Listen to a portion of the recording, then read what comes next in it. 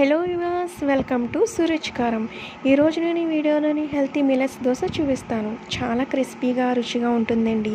Regular దోశలా కాకుండా ఈసారి ఈ విధంగా మిల్లెట్స్తో దోశ తయారు చేయండి. చాలా ఆరోగ్యం, వెరీ సింపుల్ కూడాను. ముందుగా పైన చూపిన మిల్లెట్స్ అన్ని సమపాలనలో తీసుకోండి. మీరు మినపప్పు 1 కప్పు తీసుకుంటే మిగిలిన తృణధాన్యాలు కూడా అదే క్వాంటిటీతో తీసుకోండి. ఫైనల్గా మెంతులు 1 స్పూన్ యాడ్ చేయండి. అటుకులు మినహాయించి అన్ని తృణధాన్యాలు బాగా కడిగి 5 లేదా 6 గంటలు నానబెట్టుకోవాలి.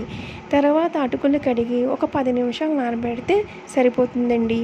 ఇప్పుడు నానిన తృణధాన్యాలన్నీ గ్రైండర్లో వేసి ఫైన్గా రుబ్బి పిండి చేసుకుని తగినంత ఉప్పు కలుపుకొని పక్కన పెట్టండి.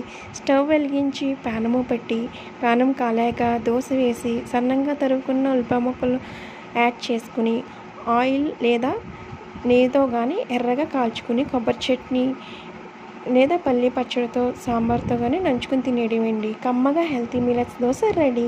Thank you for watching. Please subscribe my channel సురుచికారం.